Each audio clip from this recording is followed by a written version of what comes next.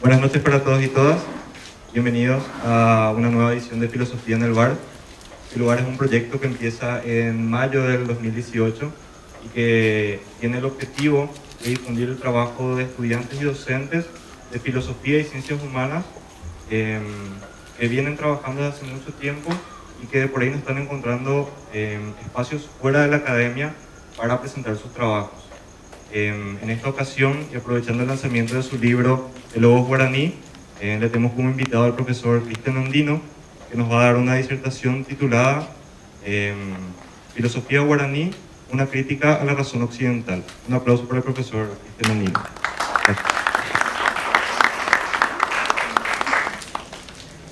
Gracias a Sebastián y a Raulín y a todos los que están aquí. Vamos a ver si sale bien el audio, porque me dijeron que la cuestión del audio es fundamental. Así que no debo mover mucho la cabeza. ¿Cómo viene con el audio? ¿Sale bien? Bien. Bueno, la idea es hacer una exposición en torno al título, que en realidad es un poco pretencioso, ¿verdad? Una crítica a la razón occidental es un trabajo es un menudo trabajo, dirían los españoles, ¿no? Pero bueno, la idea es plantear algunas ideas para pensar y dialogar en torno a la idea de filosofía. Es decir, yo quiero hablarles básicamente de tres aspectos fundamentales que tienen que ver con qué entendemos por filosofía tradicionalmente, ¿verdad? Segundo, las bases en torno a un pensamiento utópico, latinoamericano, descolonizador, si se quiere. Y en un tercer momento, plantear algunos postulados que yo le llamo para una posible filosofía guaraní, una filosofía entre nosotros. Bien, entonces la primera cuestión fundamental es este tema de qué entendemos usualmente por filosofía, ¿verdad? O cómo se nos enseña a qué es filosofía, de dónde nace la filosofía, ¿verdad?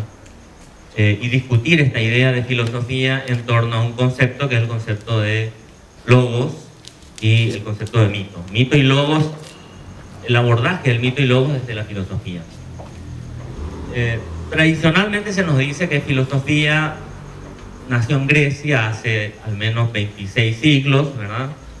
Se nos dice que nace en Grecia, y la visión tradicional dice que nace casi incluso a partir del milagro griego, ¿verdad? Que es esta genialidad helénica de pensar con categorías más elevadas, ¿verdad? Pensar desde un logos, pero se traduce usualmente filosofía como amor a la sabiduría. Entonces nosotros queremos reivindicar este concepto literal de amor a la sabiduría y tratar de entender cómo es que se dio en Occidente este paso, o sea, esta interpretación del amor a la sabiduría por una hegemonía de una forma de entender la filosofía, que es el concepto griego de logos. Eso es un poco lo que queremos explicar para partir, ¿verdad? Es decir, si partimos de esta anécdota que se le atribuye a Pitágoras, ¿verdad? Que conoceremos los que estudiamos filosofía o los que venimos de otros ámbitos, en fin, es muy conocida, ¿verdad? El concepto de sofos era asociado a sabiduría, pero sobre todo tenía una connotación técnica, de conocimientos técnicos, ¿verdad? Y luego asociado, por supuesto, al sabio. Y de ahí viene esta anécdota atribuida a Pitágoras de que él, en una conversación con sus estudiantes o sus discípulos, dice: en realidad no, yo no soy sabio, ¿verdad? Sino soy alguien que busca, ama, soy amigo de la sabiduría, ¿verdad? Amor a la sabiduría como esta búsqueda, ¿verdad? Que luego se vuelve clásica con Sócrates, ¿verdad? Es la búsqueda de la verdad, etcétera, que se nos enseña generalmente, ¿verdad? Pero bueno, ya con Aristóteles, bueno, y si se quiere con Heráclito, ¿verdad? No quiero tardar mucho en esta cuestión más griega, ¿verdad? Pero hay una hegemonía de entender la filosofía como esto que se nos enseña en nuestras facultades siempre, ¿verdad? Como una superación de una forma de conocimiento que se considera inferior, mítico, incluso asociado siempre generalmente a la religión, ¿verdad? Que es esta cuestión de los mitos, ¿verdad? Que la pregunta va a ser ¿qué son los mitos?, ¿verdad? Pero generalmente se nos enseña que hay un paso, una superación, ¿verdad? De una forma de conocimiento vulgar, ingenuo incluso, ¿verdad? Los mitos como puros cuentos, ¿verdad? En pos de una forma de conocer mucho más científica, en términos platónicos diríamos epistémica, ¿verdad? Superación de la doxa por medio de la episteme. Bueno, esto se sigue repitiendo un poco en la generalidad de los espacios filosóficos, ¿verdad? La filosofía como una actividad académica dentro de la academia, y como una forma de conocimiento más elevada, etc. Bueno, hay toda una corriente, hay demasiada gente hoy en día que reivindica que la filosofía en realidad nació en la calle y debe volver a la calle, nació en la periferia, no nació en Grecia, nació en Jonia, es una zona periférica de Atenas, etc. Hay todo un movimiento hoy que reivindica que en realidad la filosofía es una forma de vida, es una forma de entender la realidad. Bien, ¿qué pasó en esta idea de paso de mito al logos, verdad? Y se considera esto, precisamente, todo lo mítico como una forma de pensar, repito, no filosófica, menos científica, menos racional. Y ese es el concepto un poco que queremos discutir, ¿verdad? El concepto de racionalidad que parte del logos, y que luego en Occidente se vuelve hegemónica y en la modernidad va a tener consecuencias. Esa es un poco la lectura que queremos hacer. Vamos a ir un poco rápido, así que luego vamos a tener tiempo de retomar algunas cosas si les parece. Bien, decíamos, filosofía como amor a la sabiduría. Hay una cita de Aristóteles en la Metafísica en donde él dice: el que ama el mito es igual al que ama la sabiduría, es igualmente filósofo. Entonces la primera discusión en torno a si hay una superación de una forma de conocer a la que consideramos mítica por parte de una forma de entender la realidad que consideramos lógica, o el logos como un discurso racional, la pregunta es, y siguiendo un poco al propio Aristóteles, ¿no podríamos entender que hay una filosofía en el mito? ¿Verdad? O sea, ¿qué es el mito? Bueno, ya los estudios estructuralistas, etcétera, hoy hay demasiada literatura que reivindica el mito como una forma de conocer simbólica, pero que también es racional. Es decir, la razón como que tiene dos caras, ¿verdad? Hay una razón simbólica, puede ser la interpretación del mundo a partir del mito, y hay una razón unívoca con la que ganamos precisión, que es la expresión de la filosofía griega. Entonces volvemos y hacemos una síntesis, ¿verdad? ¿Cuándo nace la filosofía? Y la tradición occidental nos dice nace en Grecia con el logos, pero desde una visión mucho más amplia decimos, pero en realidad hay filosofía en todas las culturas del Neolítico, en la medida en que todas las civilizaciones y todas las culturas se han preguntado, o si se quiere han tenido núcleos problemáticos, ¿verdad? Que giran en torno a las preguntas fundamentales que la especie sapiens tuvo que hacerse al menos desde hace 12.000 años, ¿verdad? Que son las preguntas clásicas de qué somos como especie, de dónde venimos y cómo debemos vivir, ¿verdad? En la medida en que se responde a esto, por supuesto, por medio de lo que le llamamos una mitopoiesis, una creación de mitos, que son diversas y que son muy ricas en términos de interpretación simbólica, ¿no? De lo que se trata entonces es de interpretar el símbolo y entender el sentido. Es una forma de pensar que nosotros podíamos entender como una forma de pensar que también ama la sabiduría, o sea, una sabiduría mítica y una sabiduría lógica. La primera cuestión es entonces entender, como hacen varios investigadores en realidad, esto es sistematizar nomás un poco lo que hay y tratar de aplicarlo a nuestro contexto después, ¿verdad? Lo primero es que no se puede plantear este salto, este paso de un supuesto mito al logos, cuando en realidad el mito es inseparable del logos. Es lo que muchos autores dicen, ¿verdad? Mito y logos son como dos caras de una misma razón que se necesitan mutuamente porque los dos suponen fundamentalmente palabras. Es una forma de decir, de estar en el mundo y de la gran revolución primera de nuestra especie, que es la revolución cognitiva que se expresa por medio del lenguaje, ¿verdad? Eso es lo que nos hizo distintos de las otras especies humanas, o si se quiere, de las otras especies animales, ¿verdad? O si se quiere, específicamente nuestra especie sapiens, si algo nos distinguió en este proceso evolutivo es la expresión simbólica de la palabra, que se expresa como logos y se expresa como mito. Y entonces es que reivindicamos, hay logos en el mito, así como hay mito en el logo, ¿verdad? Algunos autores hablan de incluso logomítica, ¿verdad? Para expresar esta íntima unión entre lo mítico y entre lo lógico que sigue acompañando el proceso evolutivo de nuestra especie. Y entonces es que ahí hay autores que postulan, ¿verdad?, hacia dónde nos va a llevar esto, este proceso que no termina de creación de mitos, ¿verdad? Solo que van cambiando nomás, ¿verdad? Hoy ya no es el yasu yateré, diríamos, ¿verdad?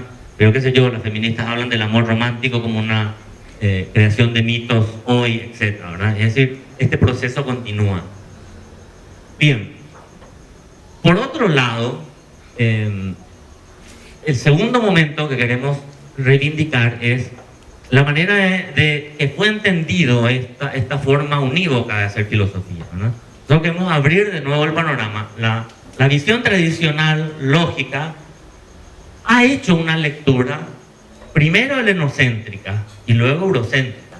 Es decir, la filosofía como una creación griega y su proyección después occidental. El problema es que ese logocentrismo o ese helenocentrismo en Occidente no ha generado las condiciones de hospitalidad para las diversas culturas, ¿verdad? O para las culturas otras. Esto ya lo encontramos, qué sé yo, en el propio Aristóteles, ¿verdad? Que lo no griego es reducido a lo bárbaro, ¿verdad? Y es la lectura un poco occidental en torno a civilización versus barbarie, ¿verdad? O si se quiere, desde Aristóteles, aquellos que tienen logos y aquellos que no tienen logos, ¿verdad? Es la capacidad logocéntrica de expresar un discurso unívoco, ¿verdad?, que reduce a bárbaro a todo lo que es simbólico y por consiguiente no se entiende, ¿no? Esto en la modernidad, bueno, esto es un poco, en realidad hay interpretaciones latinoamericanas desde los 70, por ejemplo, que se vienen trabajando mucho, que nos dicen que esto es lo que se expresa, por ejemplo, en Parménides, en el tema del el ser es y el no ser no es. Ahora, la pregunta es, ¿quién es ser? ¿Y quién tiene derecho al ser? Se cuestiona un poco epistémicamente la posibilidad de expresar un discurso y de que ese discurso sea válido, ¿verdad? De que ese discurso sea reconocido. Porque detrás del discurso hay sujetos humanos que expresan unos discursos o que no expresan unos discursos. En otras palabras, a quienes se les permite hablar y a quienes no se les permite hablar, a quienes les escuchamos y a quienes no los escuchamos. El ser es lo civilizado, entonces, y el no ser es la nada, diríamos. Y la nada es lo bárbaro, dicen algunas lecturas latinoamericanas desde los 70. El no ser, desde la imposición de este logocentrismo, es todo aquello mítico que se queda de lado y que no entra en la academia y que no forma parte de nuestros conocimientos científicos, etc., ¿verdad? Bien, ¿a qué nos lleva esto? Y hacemos ya una lectura rápida, ¿verdad?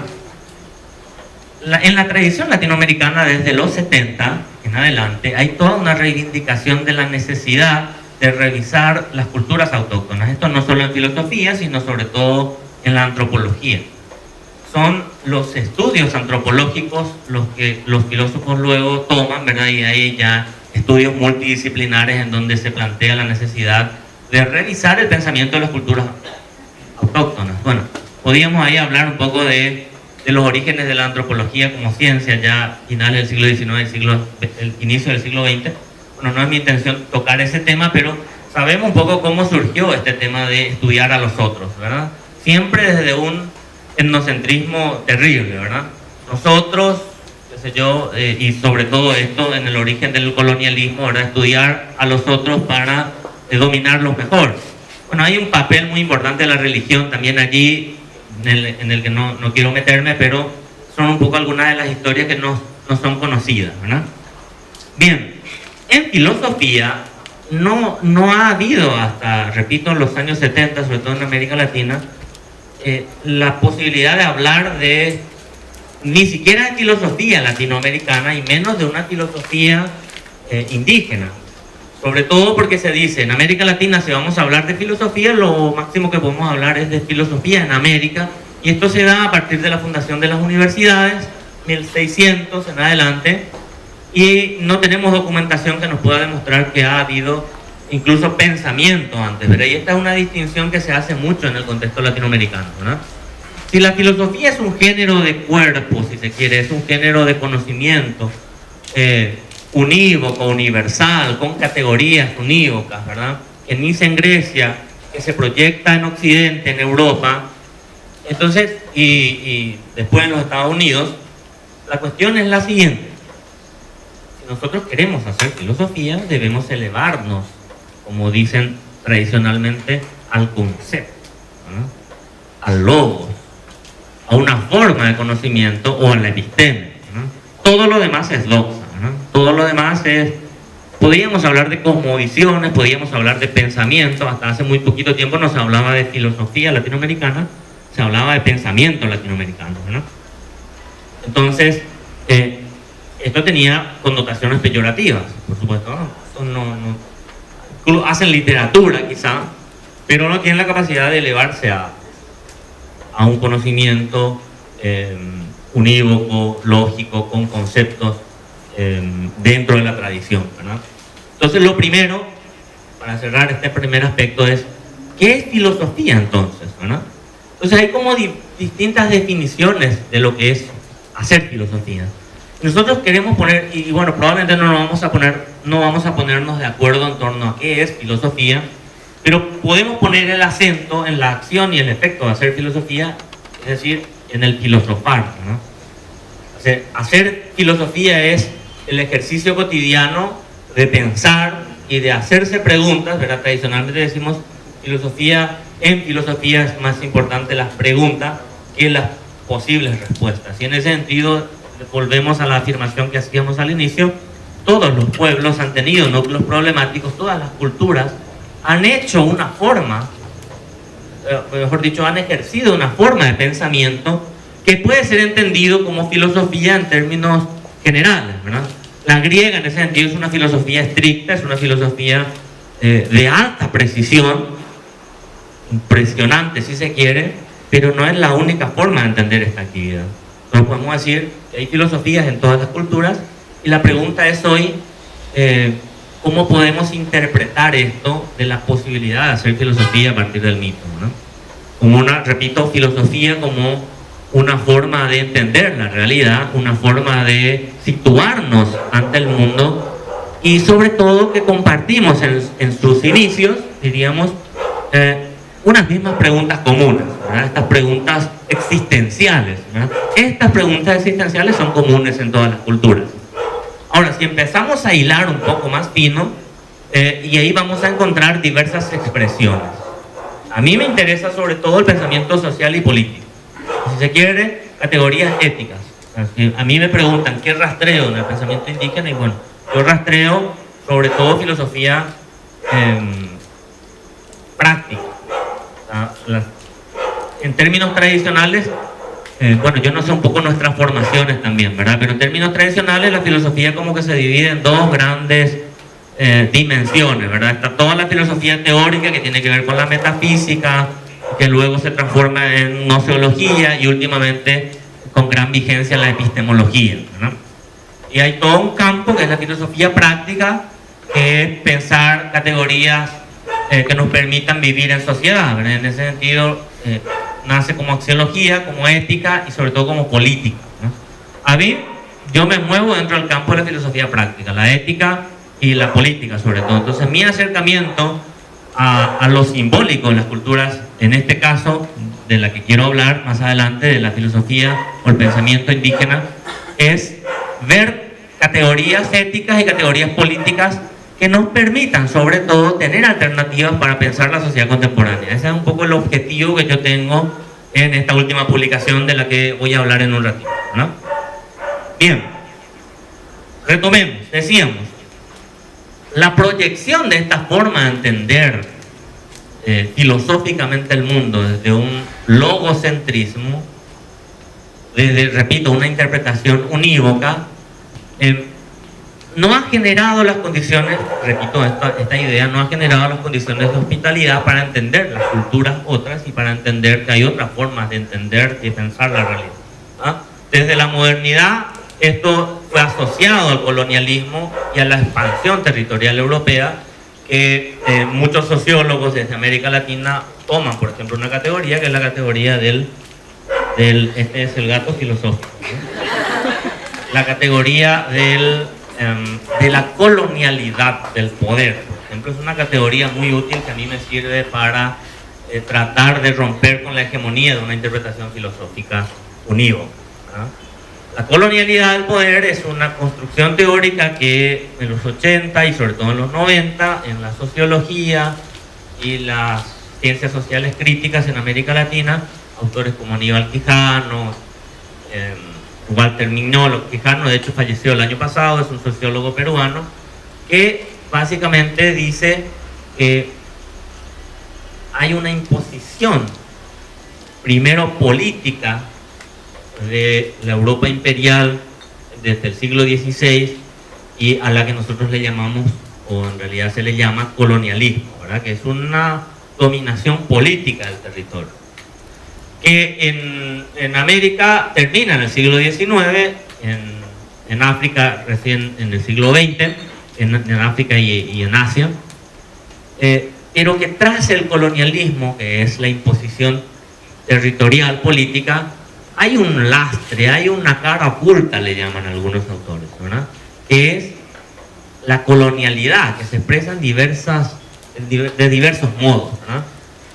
Quijano habla de la colonialidad del poder, pero esto fue luego fue completado con lo que le llaman la colonialidad del saber y la colonialidad del ser.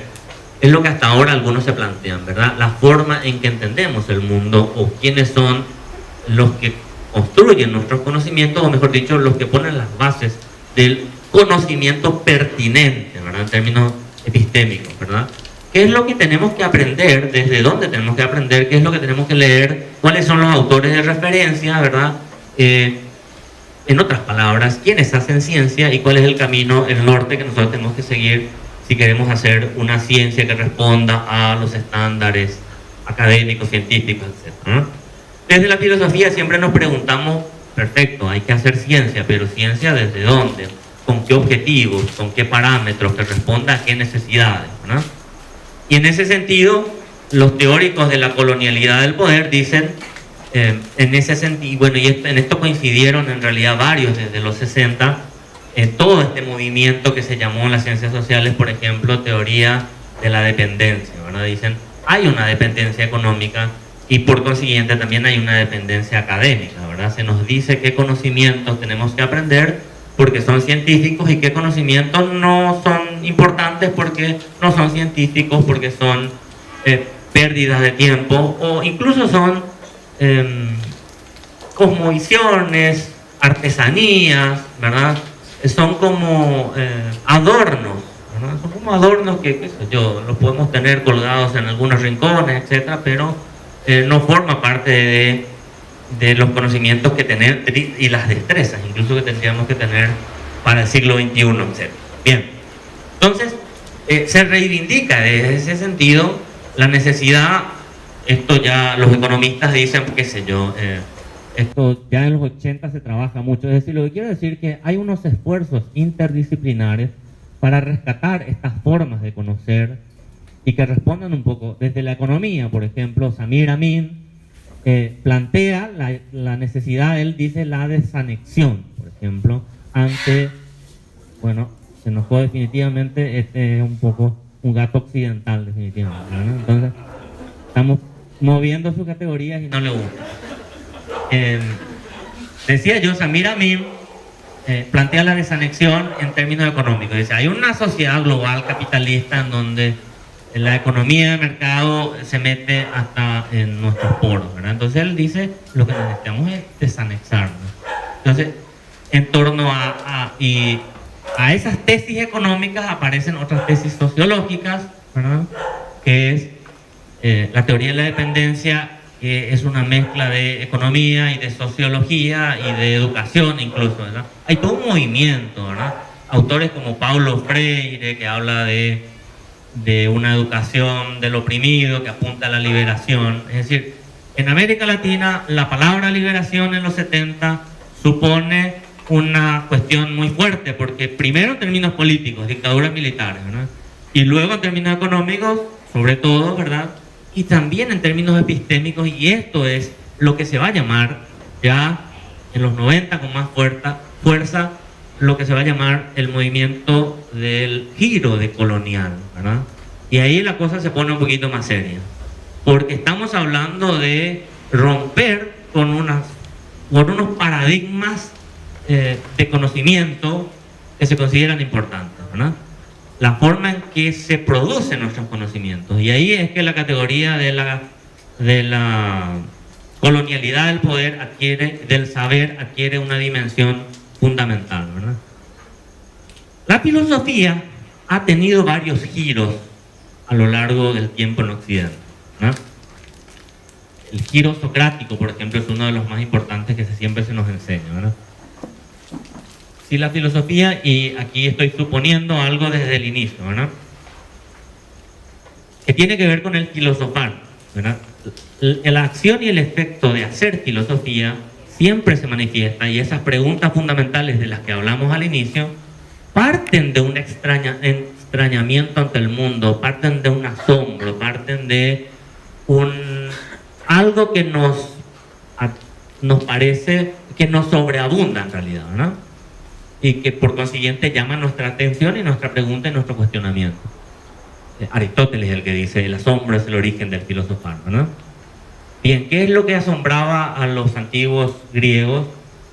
Definitivamente los fenómenos climáticos, el mundo, ¿verdad? El trueno, la lluvia, el viento, ¿qué es el mundo en realidad? ¿Verdad? Ahí es que se postulan estos mitos que nosotros, los mitos de orígenes a los que me quiero referir, a los nuestros, o bueno, no sé si nuestros, o al menos de nuestra región geográfica, ¿verdad?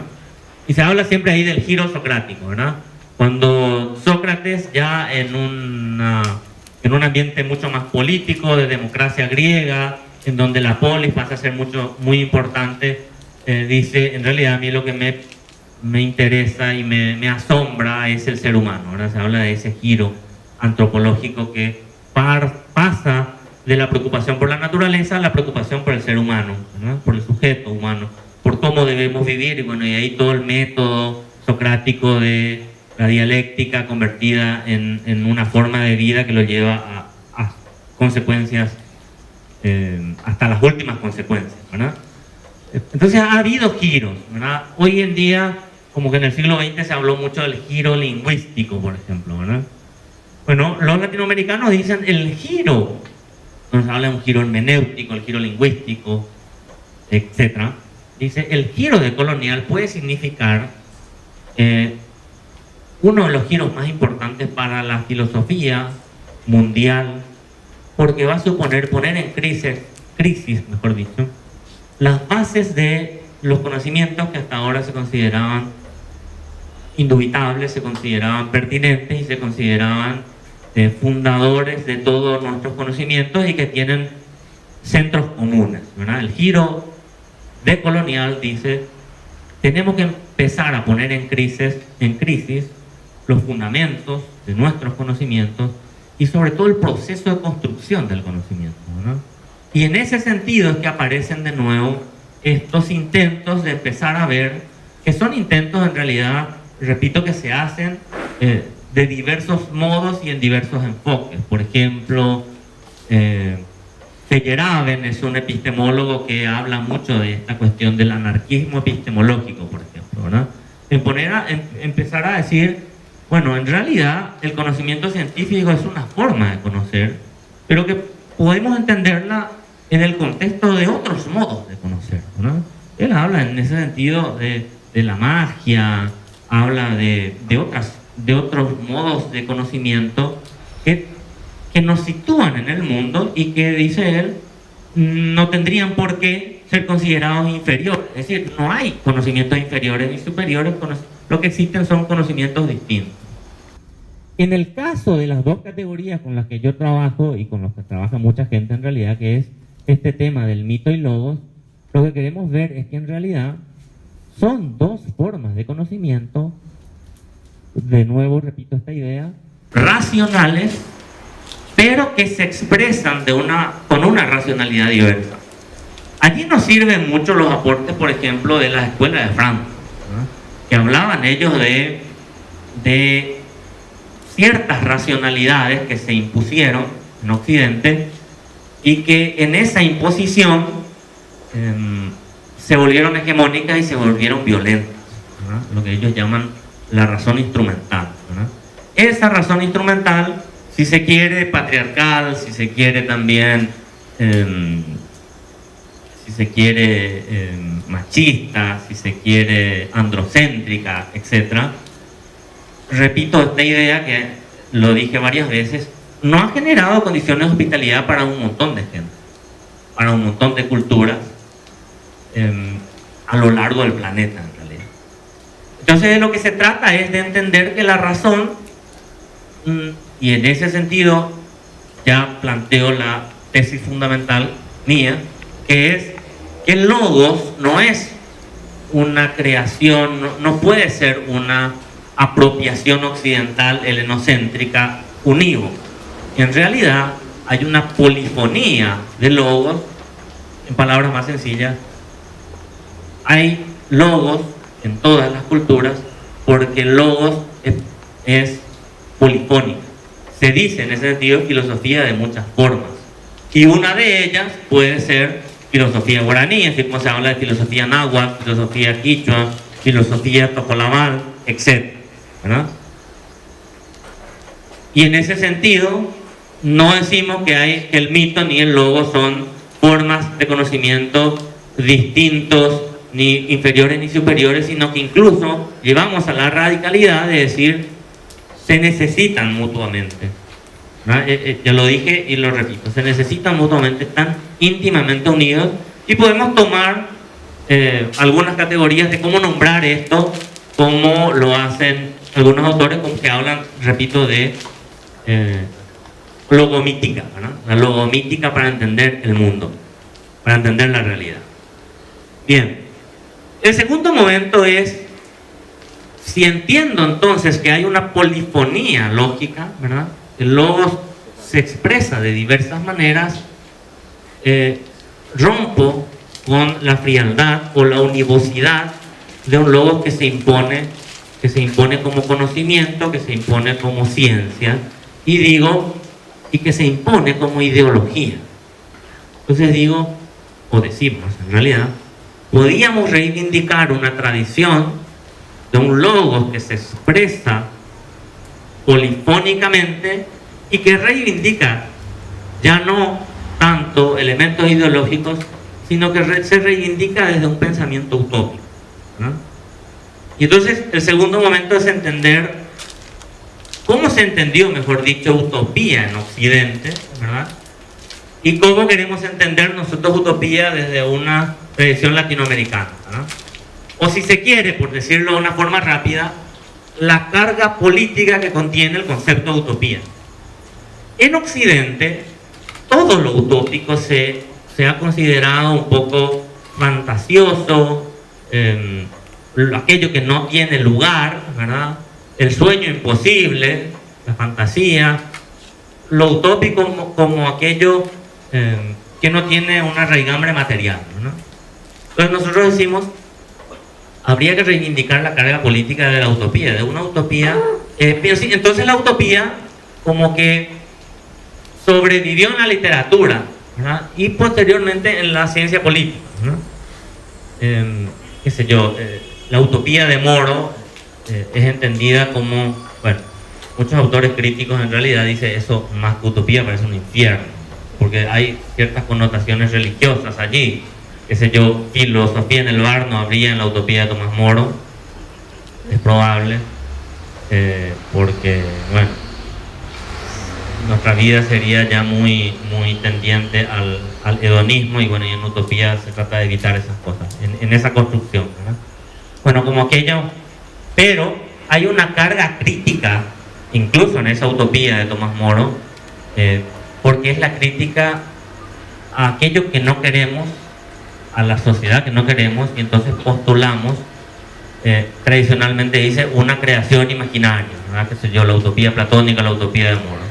Pero desde el pensamiento latinoamericano, fuertemente se reivindica la utopía, no ya como horizonte o como teleología, como aquello que aspiramos, sino como aquella tensión, dicen algunos autores, entre lo insoportable y lo deseable, ¿verdad?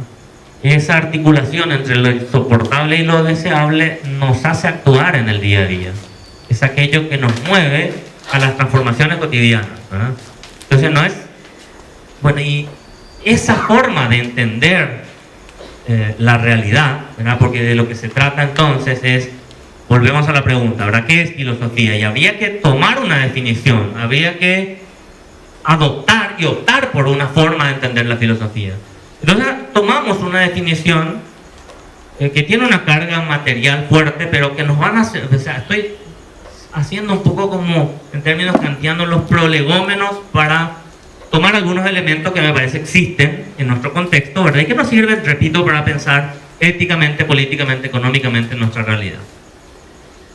Una definición que la da, por ejemplo, un maestro mío y de muchos pensadores latinoamericanos y de muchos estudiantes con los que hemos compartido clase y que los veo aquí, y bueno, y que estarán cansados de que yo repita siempre su nombre, que es Horacio Ceruti Gulber. Ceruti Gulber, en un librito que se llama Filosofar desde nuestra América, plantea una definición muy sencilla de lo que puede entenderse por esta actividad entre nosotros. Dice, filosofía es pensar la realidad desde nuestra propia historia, crítica y creativamente para transformar. De lo que se trata entonces es de pensar o reflexionar en torno a qué significa pensar la realidad, ¿verdad? Qué significa hacerla desde nuestra propia historia, qué significa hacerla crítica y creativamente, y esta es un poco la carga utópica, y la carga política de la utopía es en esta crítica y creación. En realidad esto está en José Martí. José Martí decía, el pensamiento filosófico, por eso José Martí hace una filosofía política interesante, ¿verdad? Mucha gente dice, eso no es filosofía, pero hay una gran carga utópica allí de crítica y creación. El pensamiento tiene que ser, o sea, toda filosofía tiene que ser crítica, pero la crítica está íntimamente unida a la creación. Esa es la carga política de la utopía en Martí, y que luego se expresa un poco en Ceruti, ¿verdad? Por eso yo siempre discuto en ambientes así menos formales, cuando la gente dice, tenemos que hacer una crítica. Más de uno en sus lugares de trabajo le habrán escuchado esto, ¿verdad? Una crítica constructiva, etcétera, etcétera, ¿verdad? Bueno, la crítica es una actividad negativa, supone destrucción, supone separación. La creación es posterior. Toda crítica es una actividad negativa que tiene que estar unida con la creación, pero que es un segundo momento, ¿verdad? Interesantísimo. Porque si no, tenemos este prejuicio, ¿verdad?, de vivir en las nubes y de pensar, o sea, de fumarnos un porro, de estar en las nubes, etc., ¿verdad? Bueno, es una forma de hacer filosofía también válida, pero válida en términos de que es una forma de vida la filosofía, propiamente dicho. Pero cuando estamos hablando de una actividad más académica, tenemos que decir es crítica y es creación, ¿verdad? En ese sentido, toda la construcción del pensamiento, al menos desde la forma en que nosotros entendemos este asunto, tiene que tener una vinculación política, social, definitivamente, ¿no? Y en ese sentido es volver un poco al ágora como, no tanto como plaza pública, y hay una carga política. Yo siempre digo esto en otros espacios, ¿verdad? En Paraguay no podemos volver a la plaza porque las plazas están ocupadas, y ahí y eso debería asombrarnos, y es una primera forma de hacer filosofía. Algo está pasando, ¿verdad? Porque intentamos que no estén ocupados, entonces le pusimos rejas, ¿verdad? Pero evidentemente algo no está funcionando, y ese algo lo queremos tapar con rejas, ¿verdad? Eso como motivación para empezar a pensar este tema de pensar la realidad, ¿no? Pensar la realidad crítica y creativamente. siempre crítica, pero luego tiene que venir una creación, ¿verdad? Bueno, y ahí estamos asumiendo un poco la tesis 11 de Marx sobre Feuerbach, ¿verdad? El tema de los filósofos hasta ahora se han dedicado a interpretar el mundo cuando de lo que se trata es de transformarlo. ¿Cómo transformar el mundo si no lo pensamos antes en términos críticos, en términos creativos, y si no lo pensamos desde nuestra propia historia? Y allí pasamos al tercer momento, ¿verdad? A lo que yo llamo los postulados mínimos para una filosofía guaraní o para un pensamiento ético-político, a veces yo le llamo en realidad para una ética de la responsabilidad, si se quiere, ¿verdad? Bien, y si dijimos que desde el mito se puede hacer filosofía y que la reivindicación de eso desde una epistemología decolonial y desde lo que hemos llamado con Aníbal Quijano la colonialidad del poder, eso no sé si está muy bien explicado, ¿verdad? El que bien lo explica este tema de la colonialidad, porque me metí ahí y creo que lo dejé sin terminar de desarrollar. Es decir, ¿por qué hay colonialidad? Y por qué, si se supone que terminó el colonialismo, ¿verdad? Entonces, dice Walter Miñolo, por ejemplo, un epistemólogo argentino, dice, hay una cara oculta del colonialismo, ¿verdad? Es decir, nosotros nos creemos, y esto se reivindica generalmente por allí, ¿verdad? Hace muy poquito tiempo seguía viendo por allí muchas calcomanías de que decían Paraguay es soberano, etc., ¿no? Entonces, sobre todo habría que reivindicar un poco este tema del Paraguay es soberano cuando empecemos a negociar Itaipú, por ejemplo, ¿verdad? No estaría mal recordarle a la gente que tan soberanos somos. Es decir, la colonialidad ya se manifiesta en términos simbólicos, y esto es muy interesante, porque la reivindicación del pensamiento mítico que nosotros queremos hacer es precisamente la reivindicación de lo simbólico en las diversas maneras de entender el mundo en las culturas autóctonas en este sentido, ¿no? Entonces, los postulados para una ética de la responsabilidad suponen revisar las mitologías indígenas. Es un poco el siguiente trabajo que yo intento hacer, ¿verdad? Y tenemos un montón de mitos, un montón de símbolos que fueron rescatados sobre todo por antropólogos, ¿verdad? Desde inicios del siglo XX en Paraguay, para circunscribirnos ya a nuestro contexto, hay una serie de antropólogos que vienen y que conviven con las culturas indígenas y que van mostrando aspectos de su pensamiento, ¿verdad? Aspectos de su pensamiento religioso, aspectos de su pensamiento social, aspectos de su pensamiento económico, de su forma de convivir, etc., ¿no? Así es que aparecen textos que para mi análisis van a ser claves, como el Augura Ptah, por ejemplo, es un texto de León Cadol. Son recopilación de mitos y cantos sagrados de los Pgá guaraní que, según este autor, tienen la particularidad de no haber sido contaminados por influencias cristianas, supuestamente. Y bueno, ahí hay que decir de dónde viene esa hipótesis, porque cuando los jesuitas son expulsados, muchos de estos indígenas guaraníes volvieron al monte y fueron un poco de resistencia desde lo que se llama los Ka'abiguá o los Cainguá, ¿no? Los silvícolas, en realidad, ¿no? Y bueno, sobrevivieron un poco a la formación del Estado paraguayo, y en teoría algunos dicen no tuvieron cierta influencia, por consiguiente esos cantos tendrían cierta pureza, bueno, que es discutible, ¿no? Ahí, en realidad no nos interesa mucho cuán puros son o no, pero hay diversas interpretaciones, ¿no? Diversas interpretaciones en torno a que sí tienen cierta influencia, otros no, ¿no? La cuestión es que ¿qué encontramos en estos textos, ¿verdad? Si nosotros revisamos en esta mitología, y hay, lo primero, una reivindicación de la palabra. La primera cuestión interesantísima en términos de este logos es la palabra como origen de todo, ¿no? En el principio es el albú, palabra. Yo soy albú.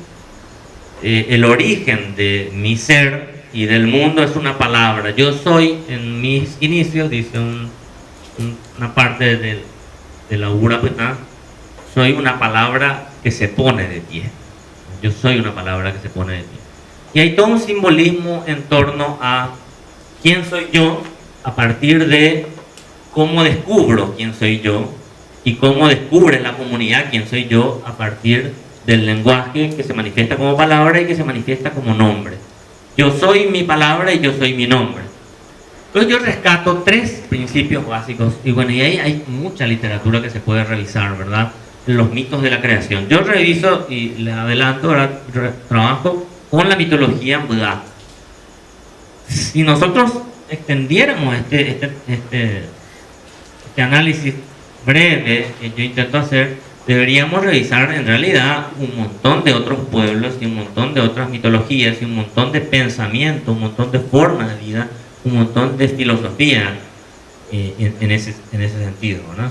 Sobre todo hay ahora movimientos por este año se declara el año mundial de las lenguas indígenas, algo así, desde la UNESCO, ¿no? Entonces hay como cierta reivindicación de, pobrecito, había sido también lenguaje. Sabíamos que hablaban, ahora como que se habla un poco, ¿no?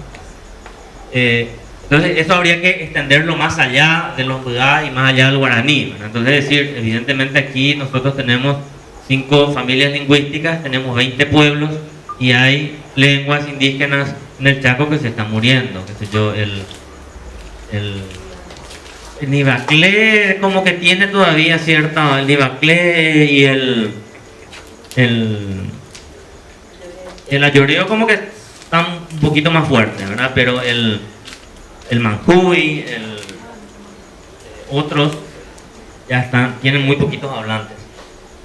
Bien, eso también, ¿verdad? Porque generalmente cuando hablamos de esto es como que queremos universalizar el guaraní como nuestro único legado indígena cultural, ¿no?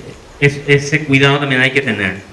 Bien, ahí yo reviso 3 categorías y digo, bien, si hay pensamiento, primero, simbólico, tiene que ser interpretado filosóficamente, ¿verdad? Y allí yo tomo 3 mitologías, ¿verdad?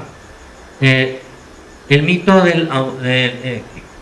que aparecen en varios relatos de varios antropólogos, no solo de Cadogan, allí aparecen clásicos antropólogos como Egon Schaden, que es un brasileño que escribe una obra que se llama Aspectos Fundamentales de la Religión Guaraní, o los mitos de creación del mundo de Kurt Unkel Nimondayú, etc. Y sobre todo varios trabajos de Bartomeu Meliá, que es un lingüista, antropólogo jesuita, que reivindica un poco una visión, si se quiere, más jesuita de este tema de los trabajos en la colonia, pero bueno, él es el que habla de una filosofía guaraní. De hecho, en la Enciclopedia de Pensamiento Latinoamericano, que se editó hace como en el 2010, bueno, Bartomeu Meliá escribe un capítulo de filosofía guaraní. Bueno, y reivindica un poco este tema de la palabra, sobre todo, ¿verdad? Que nosotros somos palabra y la filosofía guaraní es una filosofía de la palabra, y en ese sentido, igual que la griega, dice él, que tiene un origen común. Si los griegos hablan del logos, la filosofía guaraní también reivindica la palabra. El problema, dice Meliá, es que esa filosofía, después griega, después puso en duda la palabra.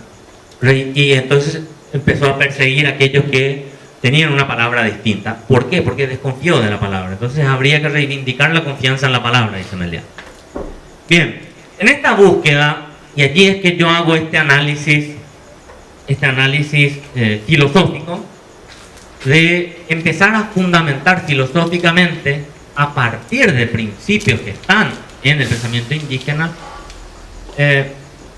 como se hace usualmente en la fundamentación de la teoría política y de la ética, sobre todo contemporánea, a partir de principios, categorías, ¿no? Entonces yo hablo de 3 principios con los que quiero cerrar un poco esta charla, ¿no? Hablo de la necesidad de fundamentar un principio, bueno, y ahí es Immanuel Kant el que habla de que la ética se fundamentó de 2 modos distintos. aquellos que plantean un principio material, dice él, y toda la fundamentación teleológica de la ética se fundamentó en un principio material, que es la pregunta en qué debo hacer para obrar éticamente, ¿no? Es la búsqueda de la felicidad, es la búsqueda... esto se manifestó de muchas maneras, desde el viejo Aristóteles y su eudaimonía, o la búsqueda de la felicidad por medio del ejercicio, las virtudes, etc., hasta el utilitarismo contemporáneo, que dice que lo bueno es aquello que tiene que ver con lo útil, ¿no? Y Immanuel Kant dice, estos son formas de fundamentar materialmente la moral o la ética. Y hay otra forma de fundamentar la moral, que es desde el pensamiento, desde lo formal, ¿no? Desde la fundamentación formal de la ética, que él le da una gran carga deontológica, o sea, el cumplimiento del deber. No importa tanto el qué, sino que lo que importa es el cómo. Y desde ahí es que se hace una distinción entre una fundamentación de principios formales, por ejemplo, la ética del discurso, de pensadores alemanes como Appel y Habermas, que dicen que la comunidad ideal de comunicación, a partir de un principio común, que es el lenguaje, puede fundamentar una ética que nos permita una convivencia que lleve, por ejemplo, al consenso. Es una teoría dentro de la teoría liberal, del consenso, definitivamente. Aquellos que tienen unas convicciones más marxistas, si se quiere, dirán, en realidad, el consenso es un consenso hegemónico siempre, y dentro del consenso se anula el conflicto cuando el conflicto es esencial en las sociedades, en las organizaciones, etc., ¿no? Entonces, otros plantean una fundamentación de principios materiales. Bueno, yo sigo un poco ahí a uno de mis maestros latinoamericanos, que es el filósofo Enrique Dussel, que dice, hoy no se puede fundamentar una ética ni una política que parta solo de un principio formal ni un principio material. Porque en realidad, el principio de fundamentación ética primigenia en todas las culturas es una fundamentación material, que tiene que ver con la afirmación de la vida. Es decir, yo necesito vivir, usted necesita vivir, todos necesitamos vivir. Y el principio de fundamentación material, de afirmación de la vida, está muy asociado a la necesidad de comer. Para vivir necesito comer. Luego hay un consenso para fundamentar la sociedad y garantizar el acceso a la comida, si se quiere, ¿no? Entonces el primer principio es un principio material, la afirmación de la vida. El segundo principio es un principio formal, el consenso que me permita seguir, diríamos, garantizando la vida sin excluir a nadie. Y ese es un principio político. Y necesitamos un tercer principio, que es el sostenimiento del sistema, que Dussel le llama el principio de la factibilidad. Él habla del principio material de afirmación de la vida, el principio formal del consenso que permita garantizar la vida, y el tercer principio de factibilidad, que permita un sistema, en ese sentido, que garantice la vida de todos, ¿no? Bueno, esto tiene sus desarrollos contemporáneos, y yo lo que intento ver es, a ver, ¿acaso el pensamiento indígena, en este caso el pensamiento guaraní, no tiene una fundamentación de principios en términos comunitarios, de garantía de la vida, etcétera? Y revisemos. Entonces, encuentro que la afirmación de la vida, más que del ser, es una afirmación del estar en el teco, ¿verdad? Nosotros somos en la medida en que tenemos un lugar donde ser. En el guaraní es el teco asociado al tecojá. Yo soy en un lugar, yo soy en la tierra. Esto en realidad en todas las culturas indígenas, ¿verdad? Rodolfo Kuss es un filósofo y antropólogo argentino que, por ejemplo, en una obrita chiquita pero muy significativa que se llama América Profunda, hace un poco este recorrido de cómo en las culturas indígenas la categoría fundamental no es el ser, dice él, sino que es el estar. Nosotros somos comunitariamente en la tierra, y a partir de allí tenemos un universo simbólico de interpretación. En nuestro contexto es el tecó, asociado al tecojá. Y en ese sentido se reivindica un principio ético, el principio ético del yo soy en la medida en que tú eres. Y se vuelve contrahegemónico contra el pensamiento dominante hoy, ¿verdad? La ética capitalista, la ética de la sociedad de mercado, sociedad de consumo hoy es yo soy si te derroto, porque se nos enseña a competir. Toda la educación gira en torno al principio implícito, por supuesto, de yo soy si te derroto, ¿verdad? A mí me va bien en la medida en que me esfuerzo individualmente. Y aquellos a quienes no le va bien es porque no se esforzaron lo suficientemente y no pueden tener, bueno. Esto nosotros lo vivimos hoy cotidianamente. Por ejemplo, en estos días, el tema del acceso a las becas, dichosas becas de Itaipú, ¿no? Es decir, hay toda una discusión en torno a quienes tienen que acceder a las becas, ¿no? Si las becas tienen que estar allí y que las tome el que pueda y bueno, yo soy si te derroto, es un poco el principio y lo podemos seguir dialogando después. Bien, el segundo momento es la afirmación de un principio también formal, el principio político, de si yo soy en un lugar, necesito ese lugar. Y allí yo reivindico el mito de la búsqueda de la tierra sin mal, el mito del Buraputá.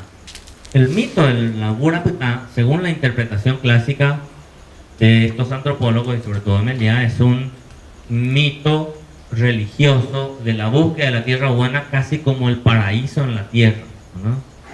Tiene grandes connotaciones escatológicas, pero lo que nosotros hacemos, digo porque son varios autores que trabajan este tema, dicen hay una carga política fundamental en la búsqueda de de la tierra sin mal. Esa búsqueda es una búsqueda política como garantía del poder comer. Y esa garantía del poder comer solamente puede ser expresado en una economía que definitivamente no es la economía de mercado, sino que es la economía del yopoi, o de la economía de las manos abiertas, o la economía de la reciprocidad. Definitivamente esa economía de reciprocidad no es patrimonio exclusivo de los guaraní, ni mucho menos, ¿verdad? La reciprocidad es una forma económica milenaria que muchos autores han estudiado, ¿verdad? Y se han estudiado en todo el planeta. Y desde la visión tradicional de la economía de mercado se le llama economía de subsistencia o economía de la carencia. ¿Por qué? Porque todos los que han tenido una forma de economía de reciprocidad son pobres. Esa es el prejuicio que se tiene, ¿verdad?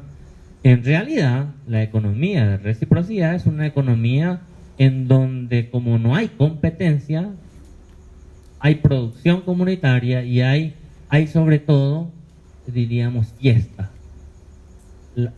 Su mayor expresión es la fiesta, porque si todo es bueno, ahí en realidad es un poquito más complejo porque estoy viendo el lado positivo de la reciprocidad, porque también hay una reciprocidad negativa que es un poco más compleja porque se manifiesta, lo positivo se manifiesta en el don y lo negativo se manifiesta en la venganza.